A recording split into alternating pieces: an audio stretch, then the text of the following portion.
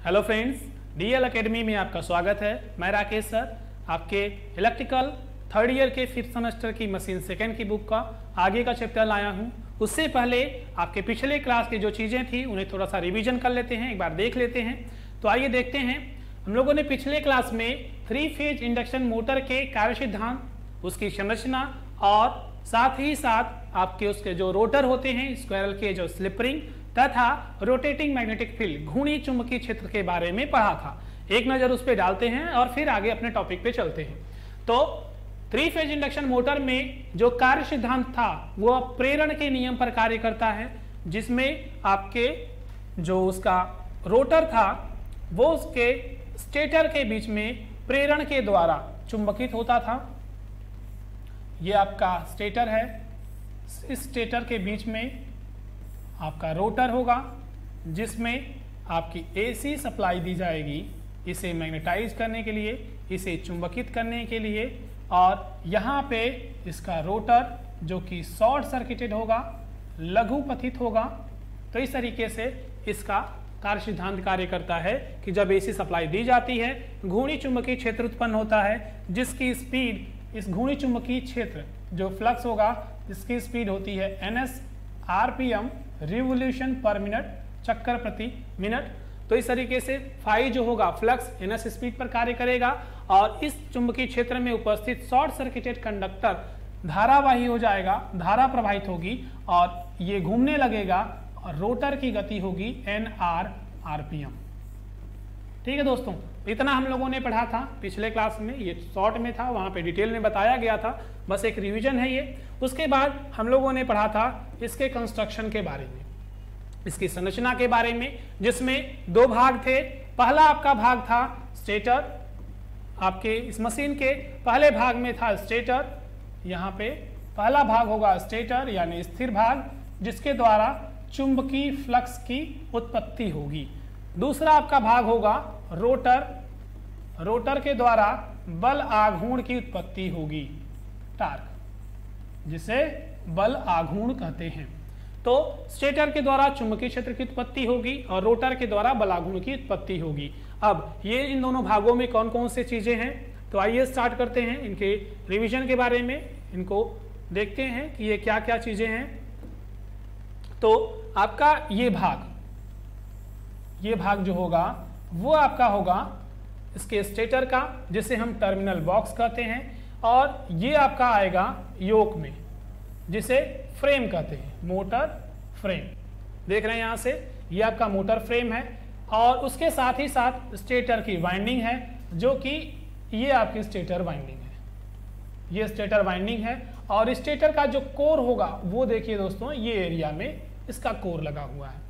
Stator के ही भाग में आपका इंडवेल जो कि ये एरिया में है, जो कि अगले भाग को साथ ही साथ ये इंडवेल है जिसे बैक इंडवेल या बैक इंड कवर कहते हैं, वो पिछले भाग को कवर करता है, मोटर के दोनों साइडों को कवर करता है।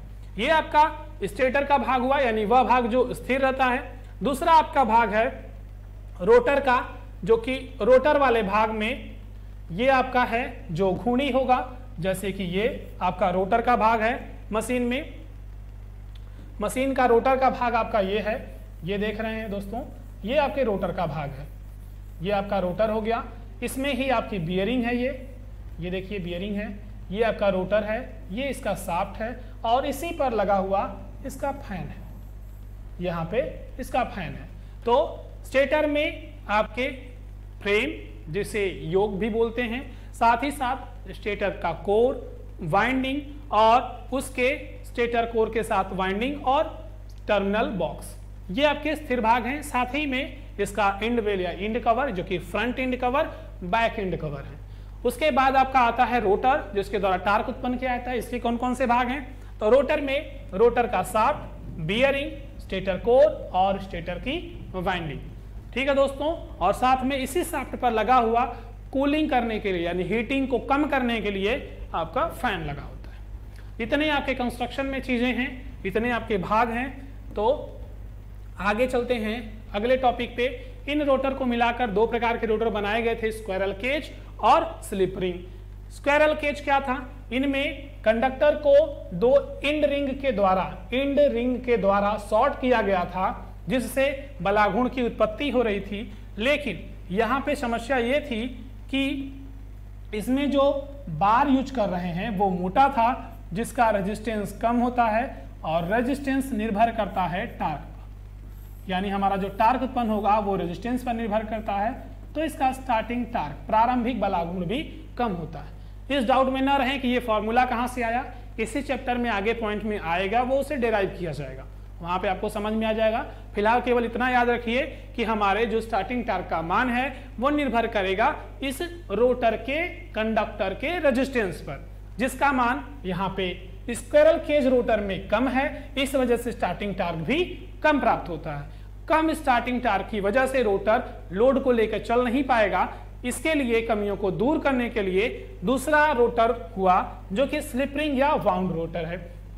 इसमें कमियों को कैसे दूर किया गया, तो इसमें जो रोटर की वाइंडिंग है उसके साथ सीरीज में एक बाह्य प्रतिरोध, एक्सटर्नल रेजिस्टेंस को जोड़ा गया, जैसा कि यहाँ पे दिखाया गया है। ये आपका एक्सटर्नल रेजिस्टेंस है, लेकिन इसे डायरेक्टली नहीं जोड़ा गया। इसे कैसे जोड़ा गया, तो इसे स्लिप रिंग के द्वारा जोड़ा गया। ये देखिए, ये स्लिप रिंग है आपकी, ये आपकी स्लिप रिंग है। स्लिप रिंग के साथ रेजिस्टेंस को जोड़ा गया, तब इसका टार्क जो होता है वो T is directly proportional to R plus R। ये छोटा वाला जो R है वो एक्सटर्नल रेजिस्टेंस को शो किया गया है।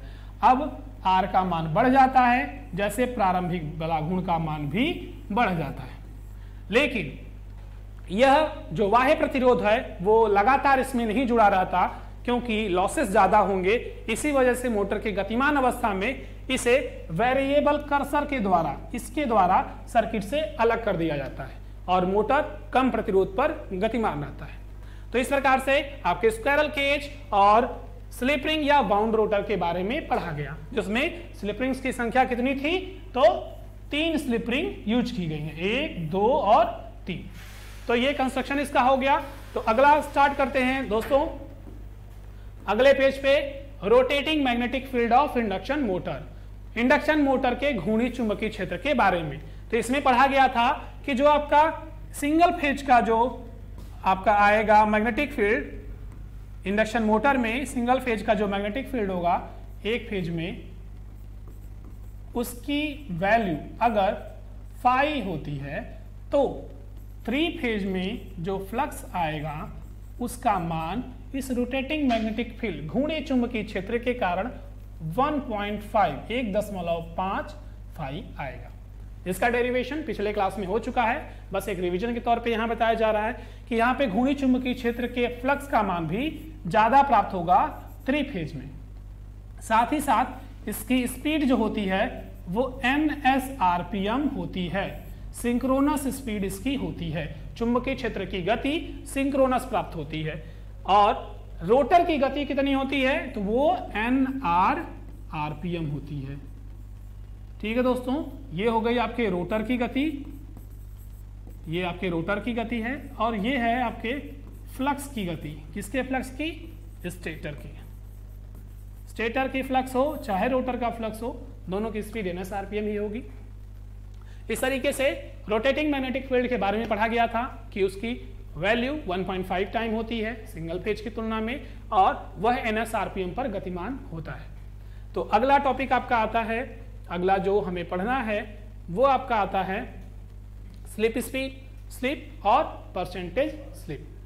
पहली बात कि स्लिप स्पीड क्या होती है। स्लिप स्पीड पढ़ने के लिए हमें पिछली जानकारी याद रहनी चाहिए कि हमारे जो स्टेटर की गति थी, स्टेटर के चुंबकीय क्षेत्र का जो स्पीड था, स्टेटर चुंबकीय क्षेत्र की गति, स्टेटर के चुंबकीय क्षेत्र की गति यानी मैग्नेटिक फील्ड की गति, स्टेटर के चुंबकीय क्षेत्र की गति, जिसे हमने बताया था ns RPM। ठीक है दोस्तों, और इसी के साथ हमने रोटर की भी गति का बताया था कि रोटर की गति कितनी होगी, तो इसे दर्शाया गया था nr RPM। NR/RPM। RPM मतलब रिवोल्यूशन पर मिनट। इस तरीके से स्टेटर के चुंबकीय क्षेत्र की गति NS/RPM और रोटर की गति NR/RPM थी। अब हमें देखना है स्लिप स्पीड क्या होता है। तो स्लिप स्पीड इन दोनों गतियों के अंतर को कहते हैं। तो स्लिप स्पीड हो जाएगा आपका, slip speed is equal to, slip speed बराबर NS माइनस NR, और ये किस में आएगा, RPM में। तो दोस्तों स्लिप स्पीड एक स्पीड होती है जो कि आपके स्टेटर के चुंबकीय क्षेत्र की गति व रोटर के गति के अंतर को कहा जाता है, जिसका मान RPM में आता है, रिवोल्यूशन पर मिनट में आता है। आपका अगली जो वैल्यू है, अगला जो आपका टॉपिक है, वो आपका अगला टॉपिक होगा इसी से रिलेटेड स्लिप। तो स्लिप क्या है, तो स्लिप के लिए देखते हैं। तो स्लिप को अगर हमें परिभाषित करना होगा तो ऐसे में जो हमारी स्लिप स्पीड है, स्लिप स्पीड यानी कि स्लिप गति तथा सिंक्रोनस गति यानी सिंक्रोनस गति को ही किसे कहेंगे, तुल्यकाली गति, सिंक्रोनस स्पीड के अंतर को। अब देखिए यहां पे स्लिप स्पीड क्या थी, इसे यहीं पे देख लीजिए, NS माइनस NR कहेंगे। और सिंक्रोनस स्पीड अगर नहीं समझ में आता तो ब्रैकेट में यहां लिख दे रहे हैं दोनों की बातों को, के अंतर को यानी डिफरेंस को क्या कहेंगे, स्लिप कहेंगे। सॉरी अंतर नहीं, रेशियो के अनुपात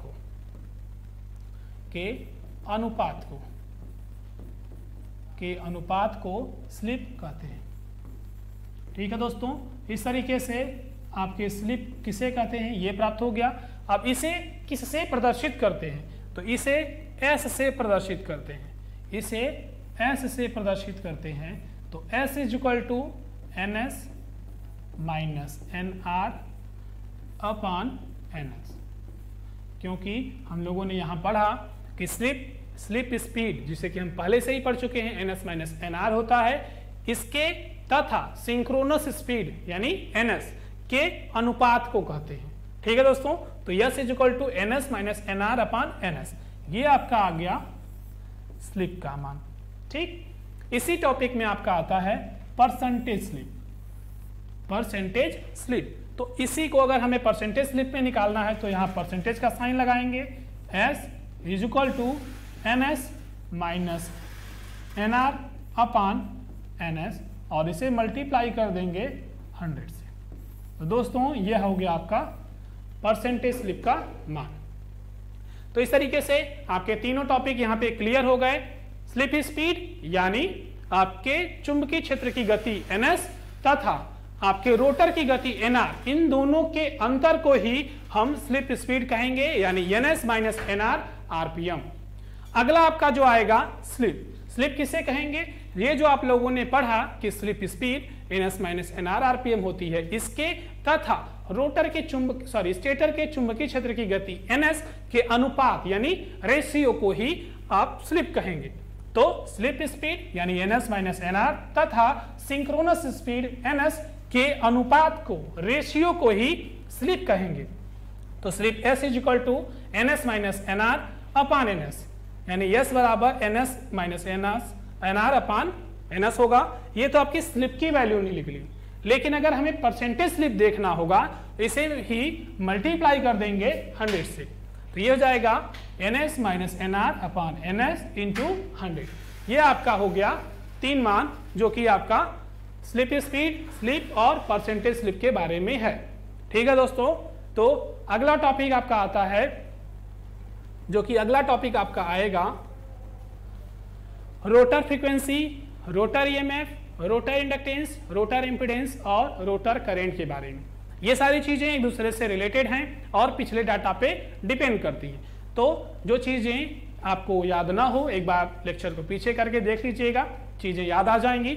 अब एक एक टॉपिक को करके स्टार्ट करते हैं। तो पहला टॉपिक लेते हैं रोटर फ्रीक्वेंसी। ठीक है दोस्तों, रोटर फ्रीक्वेंसी। तो रोटर फ्रीक्वेंसी क्या है, रोटर फ्रीक्वेंसी क्या है इसे देखते हैं। तो आपके रोटर फ्रीक्वेंसी का मान अलग से क्यों निकालना पड़ रहा है?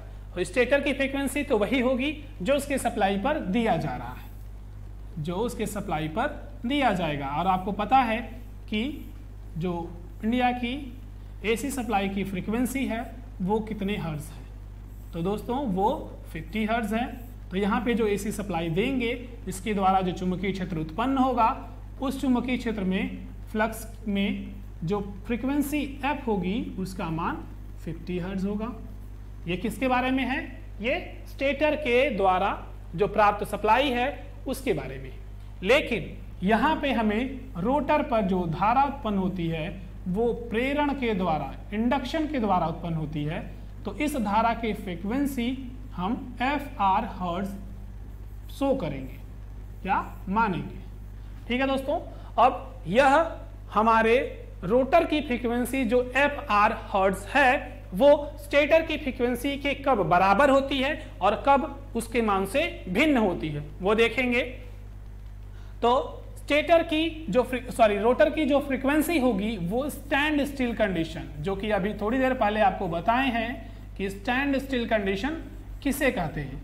तो स्टैंड स्टिल कंडीशन आपका वो कंडीशन है जब NR यानी रोटर की स्पीड 0 RPM हो, यानी रोटर स्थिर अवस्था में होगा, उसे ही स्टैंड स्टिल कंडीशन या इसी को हिंदी में बोलते हैं स्थिर अवस्था,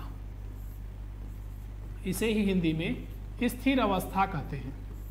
तो दोस्तों स्थिर अवस्था या स्टैंड स्टिल कंडीशन जिसमें NR का मान 0 RPM होता है, ऐसी स्थिति में आपके रोटर की फ्रीक्वेंसी, ठीक है दोस्तों, रोटर की फ्रीक्वेंसी FR बराबर FS हर्ट्ज होता है। ठीक है, ये ध्यान दीजिएगा कि रोटर के स्थिर अवस्था में उसकी फ्रीक्वेंसी आपके स्टेटर की सप्लाई की फ्रीक्वेंसी के बराबर होता है। लेकिन जब रोटर गतिमान होता है और गतिमान अवस्था में उसकी जो रिलेटिव स्पीड है, रिलेटिव स्पीड क्या है? जब रोटर गतिमान होता है तब जो उसकी रिलेटिव स्पीड होगी, रिलेटिव स्पीड कितनी हो जाएगी तब? NS minus NR। आपको रिलेटिव स्पीड बताया गया कि अगर दो चीजों के बीच में रिलेटिव स्पीड या सापेक्ष गति की बात की जाए तो उन दोनों की गतियों का अंतर ही उसकी रिलेटिव स्पीड या सापेक्ष गति कहलाएगी। ऐसे में जब रोटर गतिमान है तब NS माइनस NR गति पर रोटर की फ्रीक्वेंसी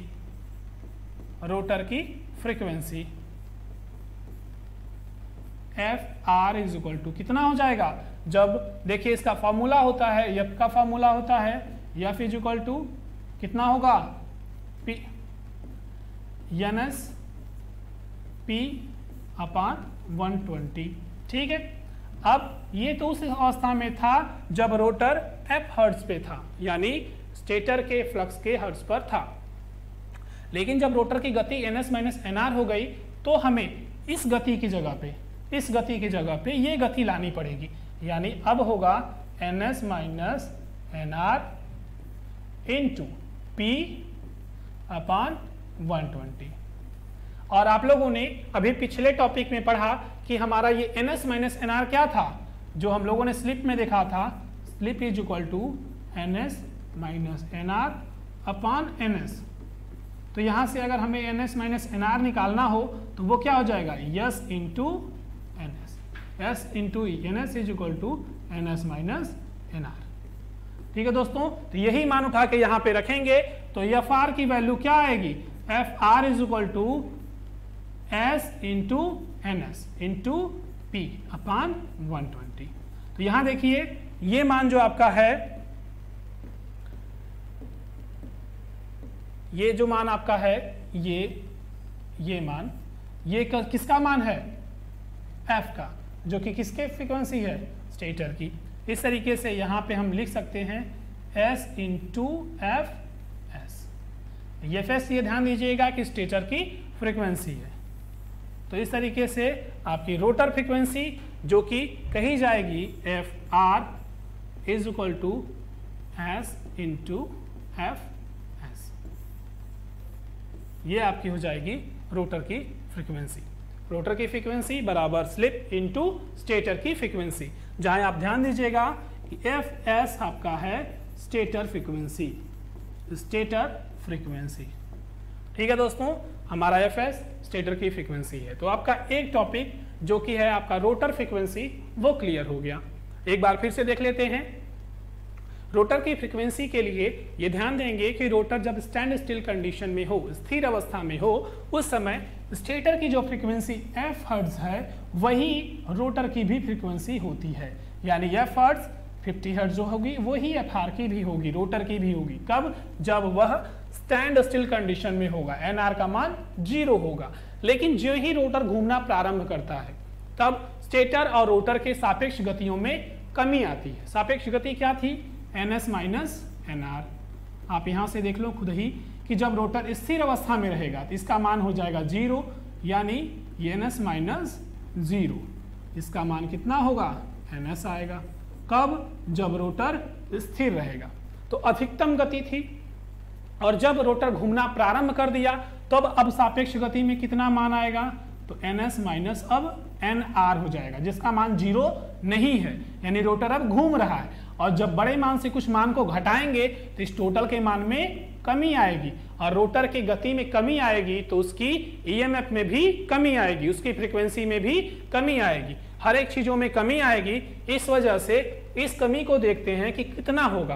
तो तब जब रोटर गतिमान होगा ns माइनस nr गति पर, तब फ्रीक्वेंसी होगी ns minus nr into P अपान 120।